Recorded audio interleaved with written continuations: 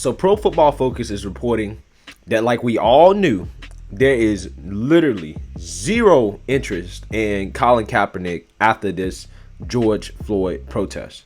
But before we get into that, my name is Greg Foreman, and you're watching A Black Conservative Perspective. Don't forget to like, comment, subscribe, and most importantly, share A Black Conservative Perspective, aka a liberal's worst nightmare.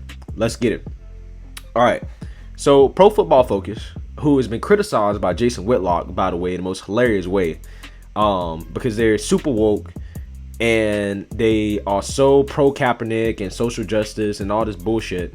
And Jason Whitlock basically said that y'all are so woke, y'all won't even hire any black people, right? You have no black people at your company, but you're supposed to be so woke, you won't even hire any black people. I think that's interesting. I think Jason Whitlock really kind of burned them with that. But again, they came out with another kind of woke article talking about how all the interest in Kaepernick post the George Floyd protest was fake, right? Apparently after the protest, a lot of people speculated that Cap can be signed. There was reports that NFL teams were reaching out to people that, you know, knew Cap and his friends, and maybe would reach out to his agent. And you know how it goes. It's now almost the beginning of the season, and you have people like Josh McCown literally getting paid $12,000 a week to literally sit on the couch. And there's literally no interest in Kaepernick. And I want to talk about this because I haven't talked about my opinions on the Kaepernick situation too much on my channel, because obviously my channel was made after the Kaepernick situation. But I just want to say, like, you know, I don't understand why the media keeps holding on to Kaepernick, right? Of course, Jemele Hill comes out talking her shit, talking about, oh, the NFL's, you know, stance on racism and all this, and Roger Goodell saying they should have listened to Cap was all bullshit, and Eric Reid is unsigned and all that. And it's like, dude, get over it, man. Kaepernick is not a moderate, right? He wants to be, but he's not. And I think my biggest problem with this whole Kaepernick thing is that they're making this dude out to be some type of civil rights leader, some type of revolutionary figure, and he's not, man. He's just not. Kaepernick ended up in a situation that he didn't know he was getting into, and he rolled with it. He rolled with it, right? And, you know, what ultimately happened to Cap is that he knew that he can make more money. He can make millions from Nike pimping social justice rather than putting his life on the line and his mental health on the line, going out there and playing football. Kaepernick knew that. He knew that. And that's why he refused to sign with any team when he actually had some interest. Kaepernick is the only player in NFL history to get a workout just for him where all 32 teams were supposed to show up. This dude literally got a combine just for himself. But yet you have these conspiracy theories, these super woke conspiracy theories on the internet saying that, that was a setup. The NFL is not interested in Cap. And it's like, no, you guys are dumb. The NFL is trying to go woke, and they try to do business with Cap, but the NFL has learned time and time again that Kaepernick is not good for business. And the NFL is very averse to players that are not good for business.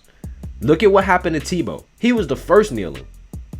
We're talking about a dude that was super religious, who wasn't great at throwing. I mean, he actually kind of terrible at throwing, but he was a good football player, right? And he definitely could play in the NFL.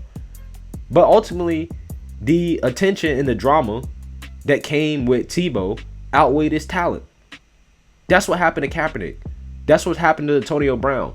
That almost happened to Cam Newton this year if Belichick wouldn't have took a chance on it. That's what happened to Terrell Owens, right? It happens to, what happened to Cap is not necessarily unique when you understand the history of the NFL and how the NFL is averse from players that bring a lot of drama and a lot of media attention to the team and a lot of distractions. That's what happened to Cap, right?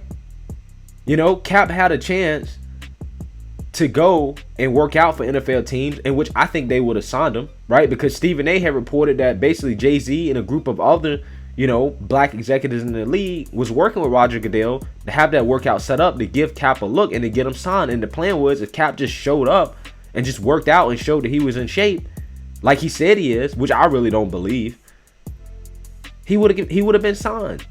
But when Cap pulled that stunt where he tried to switch it to a high school football field at the last minute. You know, they still had some teams showed up, but I think at that point his NFL career was done. He told everybody, he told the whole world that he didn't want to play football. I mean, this is a man that sued the league for collusion and settled the case, and he got paid. He got paid. So not only is Nike paying Kaepernick millions of dollars to pimp social justice and to push his message, he also got paid from the NFL for collusion. Settlement. So this dude is probably sitting on $50-60 million, and y'all sitting here trying to paint this dude as some type of victim. Oh man, Cap lost it all. He lost everything. Cap didn't lose shit. You know, if Cap was such a revolutionary, he lost everything. I mean, this dude's still living. This dude's sitting here living in New York City, sitting on millions of dollars, living a life of luxury. Never have to play again. All he had to do is pretend like he wants to play, and he gonna keep getting paid from Nike because he can make more money pretending like he don't want to play than he can make actually playing. And he can sit at the house all day. And y'all trying to pretend like this dude is some type of martyr. This dude is some type of, you know, civil rights icon. Like he gave up the world. He gave up everything. No, he didn't. I've never seen somebody be so revolutionary and then end up either losing a lot of money or losing their life. Right? I really wish this Kaepernick thing would just die. And I'm very critical of people like Mike Florio who keep pushing this Kaepernick narrative. They keep trying to make it seem like it's news that the NFL hasn't signed Kaepernick yet. No, it's not news. Kaepernick's not getting signed. Kaepernick had his chance last year when he was given a chance to try out basically for all 32 teams at one time. Cap had his chance, and he blew it. Cap is not good for business. He's not good for business with the NFL. He's good for business with Nike. He's not good for business with the NFL. The NFL did him a favor, giving him a chance, and he blew it. And you were an idiot to think that the George Floyd protest was going to change anything, because even if some team had signed Kaepernick after the George Floyd protest, they would have signed him out of pity.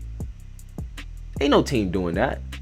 They're not doing that. If I was Cap, I wouldn't even want to play under those conditions, because you're set up to fail, right? And also, if Cap ends up getting signed and he ends up playing, he loses all his money from Nike. You know why? Because he can't play the victim card anymore. Kaepernick is making money playing the victim card. And that's what really bothers me about Kaepernick. That's what bothers me about these people that support him. They love victimhood. How can you victimize somebody that's making millions of dollars to literally do nothing but tweet every now and then and put his face on stuff? This dude is chilling. I ain't never seen Cap at one of these protests. This dude's supposed to be such a revolutionary. I haven't seen Kaepernick at one protest. This dude Kaepernick is literally the fakest civil rights hero I've ever seen in my life. I mean, and it is so apparent to anybody with a brain. They try to say Cap was right the whole time. Cap was right. Cap was right. Cap ain't never been at one protest. Never seen it. Now, don't get me wrong. Cap doing his little thing like Know Your Rights camp and all that stuff. I'm not saying he's not out in the community. I'm not saying he's not doing anything. But he hasn't been at the forefront of the movement that he's brought to the mainstream. He hasn't even been at the forefront. And my biggest criticism of Kaepernick is that if you truly believe what you believe, you should have taken time to educate yourself by now. And why don't you go interview with Fox News? Go get in front of the audience that disagrees with your stance and explain to them why what you say is right. Why don't you reach out to the other side and have that conversation with them if you don't want them to misinterpret what kneeling means in reference to the military and respect for the flag? But he won't do that. But you're supposed to be some type of leader. Again, I'm always critical of these athletes that won't sit down with the other side. That means that you lack real leadership. That means you're not really about what you say, because you can't take criticism of what you say. Cap won't ever take any questions. He won't do any interviews. He doesn't talk. He doesn't say anything. He's not out there in the street protest. Only thing Cap is doing is pretending to be a victim. It's the easiest hustle I've ever seen in my life. You know what I'm talking about, grifter?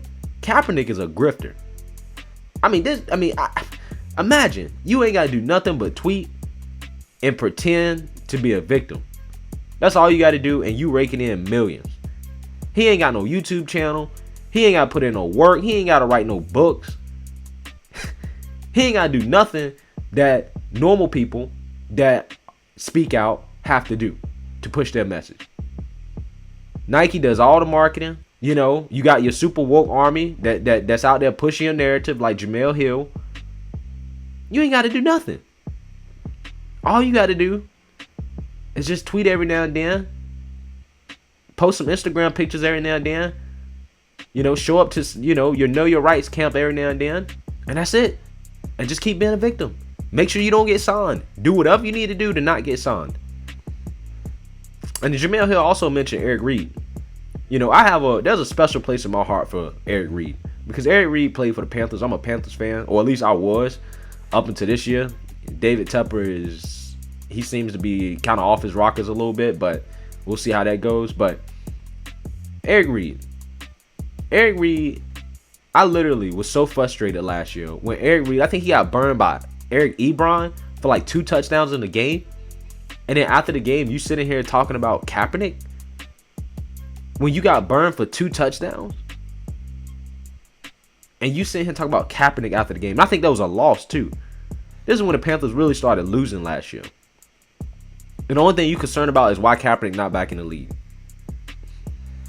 Dude, it's been 4 years. Your priorities are out of line. Now, you got paid a few $1 million for a couple years. Now, I mean, don't get me wrong, he's set for life. But now, he's not getting signed anymore. He's not getting it. No team is going to sign him. No team is going to sign this man. Right? He was a promising safety. He was a Pro Bowl safety. He threw his career away running behind Kaepernick. And Kaepernick's making way more money than Eric Reed is going to make. Eric Reed is not marketable. He wasn't in a position to do this. Everybody else was smart enough, like Malcolm Jenkins and some of these other guys were smart enough, toe the line, and to realize that they were going to go broke if they continued doing all this kneeling and protesting and being so outspoken about an issue like this. An issue that offends the fans. But Eric Reed wasn't smart enough to realize that. Eric Reed wasn't smart enough to shut the hell up and play football so you can keep your job. And I knew that Eric Reed was going to get cut. I knew he was going to get cut. You can't be ass and be out here and be outspoken. You can't. So that's why Eric Reed is unsigned. But they're going to blame it on racism. Oh, it's racism. It's racism. Because that's the only thing they got. They don't have anything else outside of the race narrative. But anyways, I'm just rambling at this point. You know, I just wish this Kaepernick narrative would die. He's been out of the league going on 4 years now. This dude is not ready to play football. Even if he claims he's staying in shape, that's a whole different meaning than actually being in shape. This dude's like 32, 33. This dead man's not playing football anymore. Let it go. Cap's living a good life. You know, he's going to go down as a civil rights icon, even though I think it's bullshit. He's going to go down as a civil rights icon. He's making millions of dollars a year from Nike. He's good, man. Kaepernick is good. He's not a victim. Let it go. The NFL doesn't need him, and he don't need the NFL. Just let it go. But anyways, let me know what you guys think. Make sure you comment, like, and subscribe to A Black Conservative Perspective. Peace.